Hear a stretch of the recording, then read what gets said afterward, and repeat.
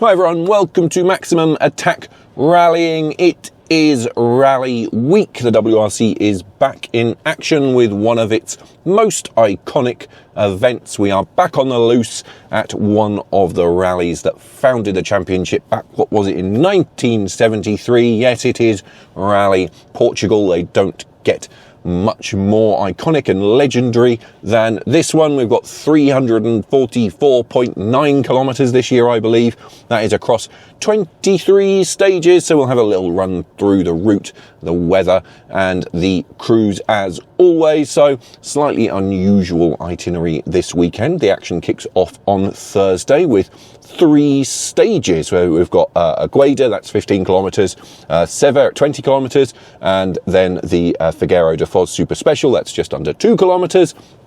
Then Friday is actually a relatively short day, just 96 kilometers, that's over 7 stages. These ones are a bit more mixed up, so we've got Mortagua, that's 14.6 kilometers, Arganil at 18.6, and then Lusa at 7. That's the morning loop. Then for the afternoon, the order changes slightly with Arganil. Then you've got a different stage, Goy, 15.66 kilometers. Then you've got Lusa and Mortagua after that. Saturday is the longest day of the weekend. Then 145.9 kilometers, I think it is.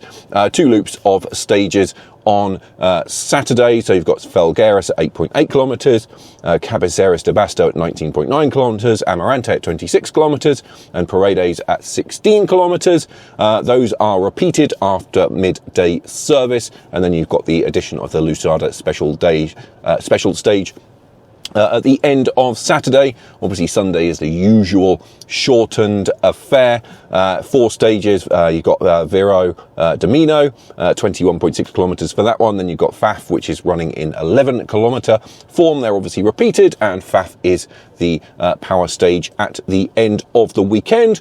Weather-wise, it's not looking like the warmest Rally Portugal ever. I think when I went a couple of years ago, the temperatures were actually relatively high. The forecasts I've seen are putting the temperatures more likely in the mid to high teens, so not mega warm, not cold either by any means. Obviously the weather can throw some surprises in terms of rain, which could have a big impact. Forecasts I've seen doesn't look like it's going to rain. Particularly, I think 15 to 20% chance of precipitation, if you want to use a fancy word, across the weekend is all I've seen. So it looks to me, from what I've seen, like it's going to be a dry one, though not the hottest Rally Portugal on record. That, of course, brings us on to the runners and riders, though, doesn't it? And you have to say, Sebastian Ogier is going to be one to watch this weekend. Good road position starting further down the order. Obviously a master when it comes to winning rallies from anywhere on the road, including Portugal last year. So I think he is definitely one to watch this weekend. I said in my Canary Islands review that we should reassess Ogier's championship credentials after this rally, and I think that rings true. I think he could come away from this one with a win, potentially with a maximum score. So for me, I know I'm peaking early with my winning prediction, but I think Ogier could well come out on top from this one. Of course, the man leading the championship, Elfyn Evans, he opens the road. He's ahead of Takamoto Katsuta and Sami Payari. Are either of those 3 going to win the rally? I feel like no. Obviously, I've already predicted no because I said that Ogier is going to win. But for me, you know, I think Evans did really, really well to get himself back on top of the championship standings after Canary Islands. He put in a good stint, set good times by the end of the weekend, even if he didn't have the best start, and came away with, you know, maximum Super Sunday, maximum power stage, and a very good points haul. Now he's back in that position he was in last year, isn't he, where he was leading the field and opening the road. Portugal might be a little bit tricky in that respect. So I think if I was Elfyn Evans for this one, I would just want a solid result. No need to go for broke. Just keep building. You know, Ogier is going to show up. He's going to be fast and he could well win the rally, but that at this stage does not matter.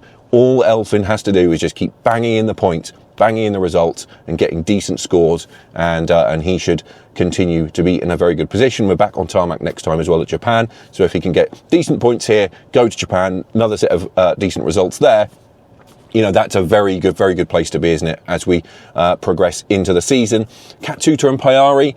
Katsuta I'm not so sure about this weekend. I think he was not that impressive at Canary Islands, and despite the highs of earlier this season, I think, a solid performance wouldn't be such a bad thing, would it? And just keep plugging away. Pajari could be worth an outside bet, couldn't he? He has had a very good season. He is putting together some very solid results, looking decently fast at times. So maybe I could see him being on the podium again. He's been on the podium 4 times in a row, I think, hasn't he? So I would not be surprised if he stays there. We do, of course, have to mention the other Toyota, and that is Oliver Solberg, who had a pretty disastrous time in Canary Islands. Very, very fast indeed, but crashed on the penultimate stage and came away with no points at all. That's not good, is it? And that has dented his championship hopes. That said, he finds himself starting 4th on the road, which isn't bad at all, is it? That could help him. He won't have to do any road sweeping. So, if Solberg is going to get things back on track after a difficult couple of rallies results-wise, this could be the place to do it, couldn't he? He could come away from this one with a very good haul of points indeed. And I would say if anyone is going to challenge Ogier for the win this weekend, it is going to be Solberg, and he would be very glad indeed to do that. I'm sure he would love the confidence boost from getting a win. So I'm going to pick a top 3. Even though I haven't talked about Hyundai yet, which is telling, isn't it? I am going to say the top 3 is Ogier, Solberg and Pajari. That is my top 3. Evans in 4th, perhaps. I'm predicting another Toyota whitewash, even though Hyundai are claiming that they are going to be much closer this weekend. Hyundai then. In fairness to Hyundai, they should be closer this time. They should be. The gap in Canary Islands was massive. It was a dreadful weekend, but on the loose, it should be closer. Will it be close enough? I'm not sure it will. I obviously I've already talked about predictions, and I just don't think they're going to have it. I don't think they're going to have enough to beat Toyota. Toyota have such a strong car, such a strong lineup of drivers. I can't see anything but Toyota domination at the moment. Maybe I'm wrong, but maybe we'll see some drama. But for me, it's going to be a Toyota rally. For Hyundai, this is such a difficult time, isn't it? If you look at the drivers, Danny Sordo did a good job in Canary Islands, showed decent pace in the early part of the rally. People say the pace dropped away. I wonder if he was effectively just gifting some points to his teammates, even though that in itself seems a bit pointless, perhaps, doesn't it, given the team struggles. But he could, I think if anyone in the team, I would probably pick him to be in amongst it. If anyone's got a shot at a podium in an I-20 this weekend, it is probably Danny Sordo. He's a regular competitor in Portugal, and I think if anyone's going to do it, it's probably him.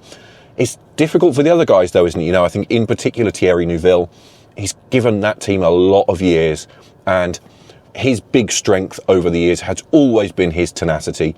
In the face of adversity, he has never given up. He has fought and fought and fought, dragged results out of the team and out of the car and out of bad rallies. It just feels right now, maybe he's just a little bit dejected, maybe he's struggling a little bit, and you have to say, you can't blame him in a way. This is a really difficult time, and looking ahead, there's doubt about the future of the team, isn't there? There's potentially then doubt about what he's going to be doing next year, what kind of car he's going to be in. Is he going to be in a car at all? Maybe he'll choose this point to step back and focus on running his own team or something like that. It's a really tough time, isn't it, for Neuville, and I don't have high hopes for him this weekend. Similarly for Formo, Formo, I was willing Formo since he moved to Hyundai, because he's grown a lot over the last few years, and I think for the first time, probably in Portugal actually a couple of years ago when I was there, I thought this guy he's the real deal now. He's starting to look like a proper fully fledged WRC driver, and sadly since he made that switch to Hyundai, you have to say that the car has not delivered, has it? The team has not delivered. They've become distracted by their sports car racing program, and And I feel for him, I feel for both him and Neuville looking ahead to next season, what's going to happen. So I don't expect big things from either of them this weekend, unfortunately. And I think, as I said, if anyone, it's probably going to be Danny Sordo that's going to be the one potentially in with a shout at a decent result. We also have to talk about M Sport, don't we? An interesting team battle, I think, at M Sport, because we've got Martin Sesks back in the car. First time since Rally Sweden. Only his second rally in the Puma this year. Only his third rally of the year. He did another snow event in, I think it was in a Skoda, wasn't it? So it's tough, tough to pick how he's going to get on. Obviously, John Armstrong has impressed me this year and has been good. Had some impressive speed, not obviously always got the results, but he has shown decent speed. Josh McAleen, he's struggled this year, had a really difficult season so far. Did manage to steady the ship a little bit in the Canary Islands. Where is Sesks going to fit into that? As I said, he's done 2 rallies this year, only one in the Puma, both of them on snow. Is he match fit? Is he sharp enough? He's not going to have had as much mileage in the car as the other guys. Could that hurt him? It's a really tough question to answer, isn't it? Sesks has shown us fantastic speed at times, obviously on his first couple of appearances in that car. Again at Saudi Arabia last year, though, he didn't get the result. He's up and down, isn't he? And I think it makes it difficult to predict where he's going to fall this weekend. If anything, for some reason, I don't know why, given how much praise I've put on John Armstrong, I feel like McAleen might come out on top of the Pumas this weekend.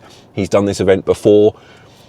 That might favour him, I think he's got a bit more experience and maybe now he's steadied his nerves a little bit after Canary Islands. Maybe that will help. So I'm going to say, in terms of the M Sport battle this weekend, McAleen, Sesks, Armstrong, perhaps. That would be my guess, but it is a tough one, isn't it?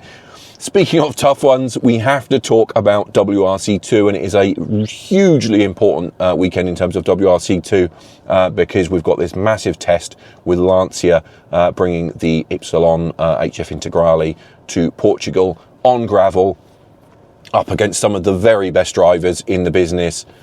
It is a big moment, isn't it? And if Johan Rossell can get a good result this weekend, I have to say, I think he is going to go on and win WRC2 quite easily, because I think on tarmac, at least, that car is the class of the field, isn't it? And he is a very, very good driver. And I've said before, haven't I, that I think he deserves a shot at the top of the sport. So he's going to be very, very well placed indeed. That said, as I so often do when it comes to the WRC2, I'm going to have to read you a list of names. We have Rupa Korhonen, Roberto Dapra, Gus Greensmith, Timo Sonninen, Fabrizio Zaldivar, Andreas Mikkelsen, Eric Cameli, Alejandro Cachon, Jan Solund and Mille Johansson. That is an incredible entry. Portugal always attracts a strong WRC2 entry, and I mean, pick a name, any of them could win WRC2 this weekend. Lancia have a huge mountain to climb to beat these guys. It is going to be a big battle. One thing, I talk a lot about 2027 and how I'm not a fan of the technical regulations and all of that stuff. You have to say, if we achieve genuine performance parity between the new 2027 Spec Rally 1 cars and the current Rally 2 cars, next season competitively could be very, very good indeed. Any of these guys could throw up a surprise and we could get some really interesting results next year. So you have to say that. In terms of this weekend, picking a winner is not easy at all. I've talked about this Lancia thing, haven't I? I still get a sense that Rossell could come out on top here. I think, he helped to turn the Citroën C3 into a pretty decent gravel car. The Lancia, it is on a different platform. It is quite a different car. But, with him in that team, with the budget in that team, I just get a sense that he might come away from this with a WRC2 win. In terms of the rest of the podium, if I had to predict, I think I would probably put Korhonen second. Maybe Mikkelsen third, though he's not had the best start to the year, has he? So I think that would kind of be where I would be predicting. But, that said, it could be anything, couldn't it? As I said, pick a name, you could be right. You know, it is such a strong field, so many different permutations, so a really, really tough one to predict. Anyway, I am going to stop making predictions because I'm going to turn my predictions over to you. Do let me know in the comments below who you think is going to come out, not just in WRC2, of course, but in the overall result. Let me know your thoughts. Is there anyone you think we need to watch out for? How do you think the Toyota versus Hyundai situation is going to play out? Of course, while you're there, make sure you hit those like and subscribe buttons. Very helpful indeed. I need you to do that because it helps me fight the big nasty algorithm and get the videos to more people, which can mean I can do better videos. So please hit those buttons. I know everyone says it, but it does make a difference. Other than that, I think all that remains for me to say is thank you very much as always for watching, and I will see you again in the next video.